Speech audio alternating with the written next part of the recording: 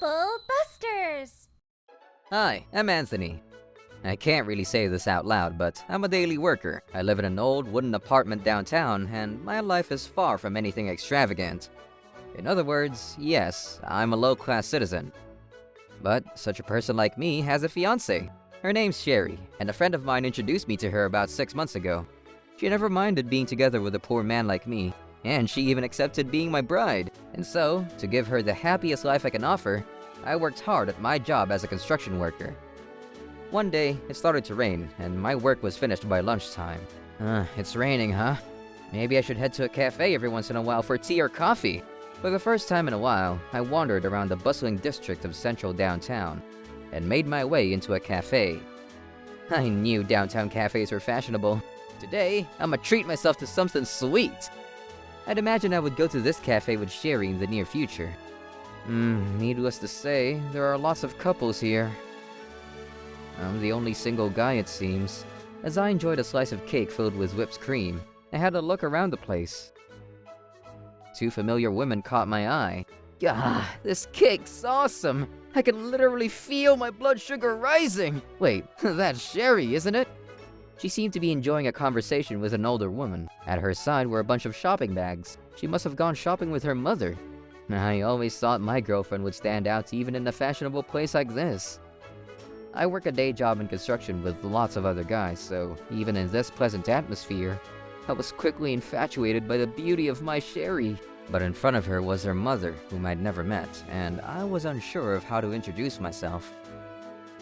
I'm sure I look like I don't belong in this place. With time, she'll notice me, right? Her mother's with her, so an introduction from her daughter's fiancé out of the blue is probably a bit strange. Not to mention these dirty clothes. What a first impression.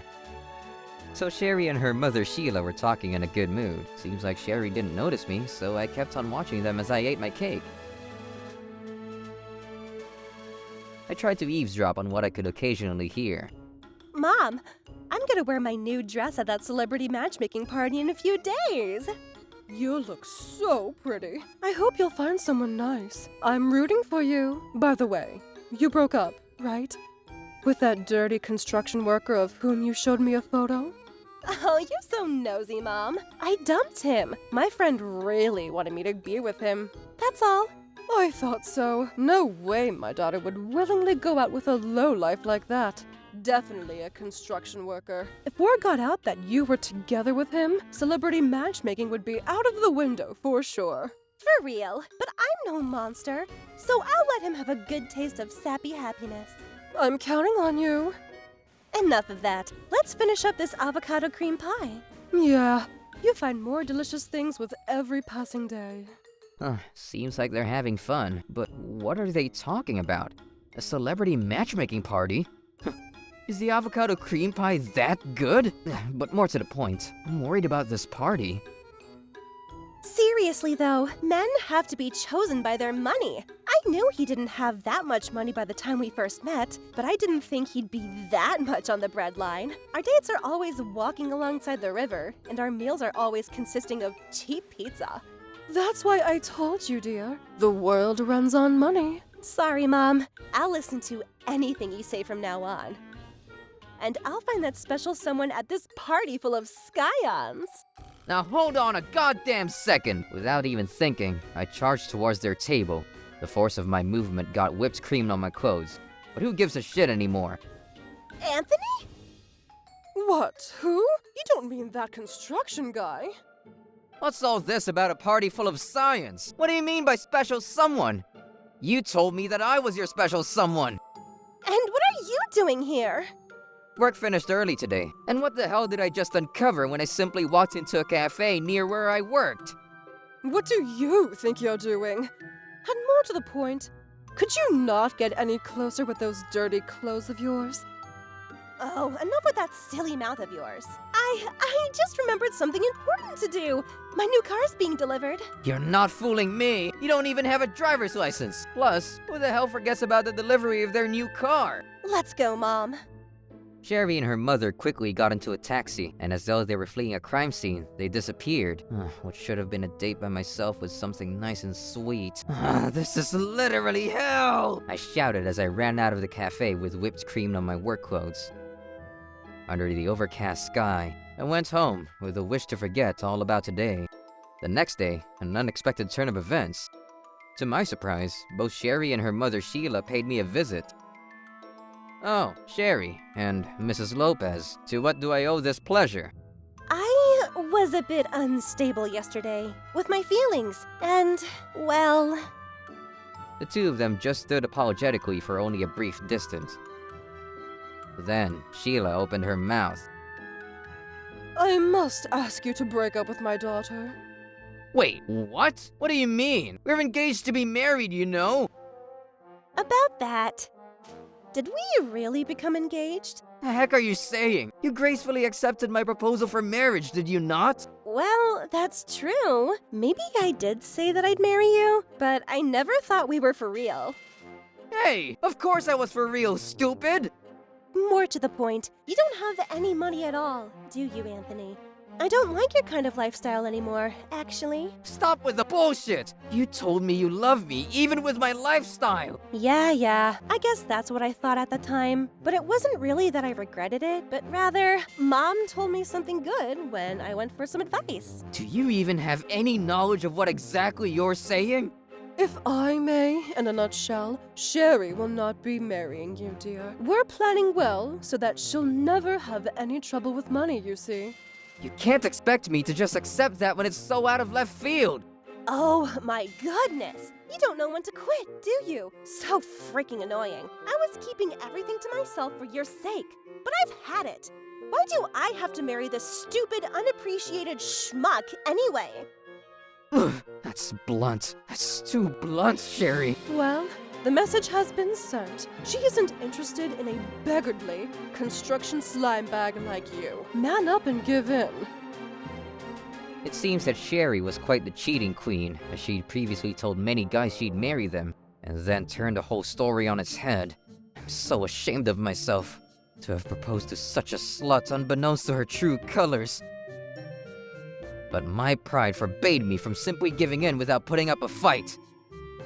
Unforgivable! Trouble busters! I lost my father 2 years ago, and I inherited his estate. But since he didn't have any land or a house, I thought I didn't inherit much of anything. There was only this safe that I was instructed to open when I was desperate, but it felt disappointingly light, so I didn't pay much heed to it. My original plan was to eventually open it once I got married to Sherry, but my patience was at its limit, so after all this time, it was time to open the safe. Wow, so this is what a celebrity matchmaking party looks like! Hey, look! Mom, isn't that the son of the CEO of a big IT company? Oh, Sherry, a good life awaits you somewhere in this room. Yeah, I'll do my best.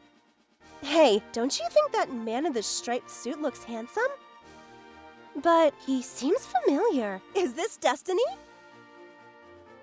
The man with the striped suit was none other than yours truly. I held a glass of champagne in my hand as I enjoyed a conversation with folks who seemed to be high-ranking board members of big companies. Oh, if it isn't Miss Sherry, it's been a while. So, you're still hunting scions, are you? Seems like if you go with that nonsense, people will never bat an eyelash at you. Wait, what's this? What in the living hell are you doing here, Anthony? This is a party that only the highest-ranked board members of companies and sons of CEOs can attend. That's correct, Sherry. 100 points for you. And that would mean I'm an employee of one of the most prestigious enterprises out there. I think my savings amount to the billions. Huh? The frick do you mean? That same Anthony who was living a life of a penniless pig? Bullshit. And here comes the truth. The safe that I opened contained the stocks to a certain company, as well as other papers, wills, and documents. According to those, my grandfather had bought those stocks around 50 years ago, and the company grew exponentially since then, making me, his successor, one of their biggest stockholders. And they later welcomed me as a new board member. Oh, Anthony! You should have told me all this sooner. I was starting to think that maybe you're the right one for me after all. You're so brave to admit such a transparent lie. Just now, I noticed there was someone I thought was handsome, and it turned out to be you. I'm not stupid. The reason why you dumped me was because of money, not because of looks. No, honey. That was because Mom told me money was more important. Oh, Mr. Anthony. It seems like I've misjudged you. I never knew you were so successful. Hey, Mom, I want to marry my Anthony, and you're okay with that, right? I always knew Anthony was the right man for you, dear.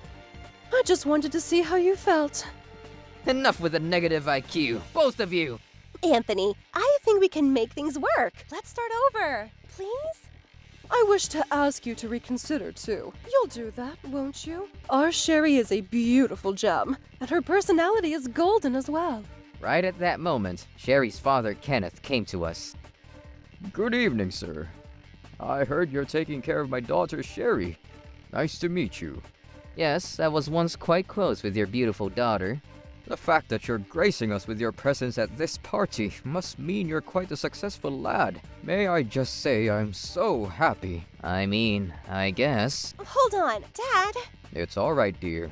Just leave it to Daddy. Well, I must say that my darling Sherry is still very much a child sometimes. Funny story, up until not too long ago, she was head over heels with this underprivileged crackhead construction worker. I scolded her, saying she's a shame of the family. Right, Sheila, darling? Kenneth, wait! Stop! Sheila, dear, this is something only guys can speak about to each other. You see, Mr. Anthony, I presume, this suit is made to order, isn't it? Such exquisite taste. Compared to you, the photo of that construction worker looks like a sow in a pigsty, with those dirty garments. Shameful. I suppose fine feathers do make the bird majestic. Yes, indeed. I have the gift of knowing what people are like on the inside, with but a glance of their outer appearance. That low-class moon calf was the picture of human scum. But you, Mr. Anthony, have the sophisticated sense of a gentleman. Oh, now you've done it, Daddy. Sherry, why are you so pale? I'm just succeeding in brightening up the mood here. Where's that smile? What's the matter with you two? The expressions on both of their faces became ever paler with each passing second. Kenneth sensed something was wrong, and his words became less frequent and lively. By contrast, I was laughing to the point of tears over their pathetic situations. And then I showed him the photo of me when I was but a construction worker. Do you recognize this face in the photo? Unfortunately, the clothes are a bit different. It does look familiar. Oh, that dreadful. No, I mean, Sherry's ex-boyfriend? What's the meaning of this? I'm so happy you remember. Daddy, Anthony is actually very rich. His estate amounts to the billions, he says. Well, why didn't you say so sooner? I spoke under the intention of supporting you in your wooing, but now it's all the misinformed insults. We just found out a couple moments ago ourselves.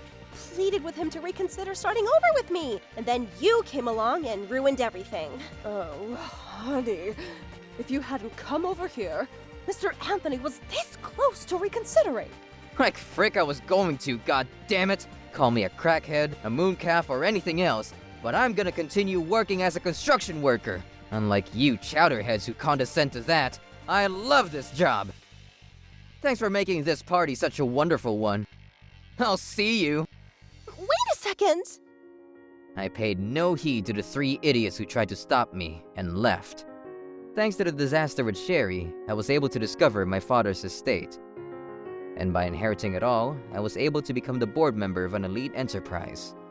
Now that I think about it, I realize that Dad had never given me the life of luxury and leisure, and instead taught me how to plow in the effort and become a kind person who cared about others' well-being. That's why he never told me about the contents of the safe, and that I should only open it when I really needed it. If I had been showered with money from the start, I could have become the same human scumbag that Sherry is. Sherry came to my place numerous times following what transpired that evening. So I signed a restraining order. Those who have dollar signs for eyes don't exist to me. Alright then, next, I'm gonna find a woman who really doesn't care about money. Trouble busters!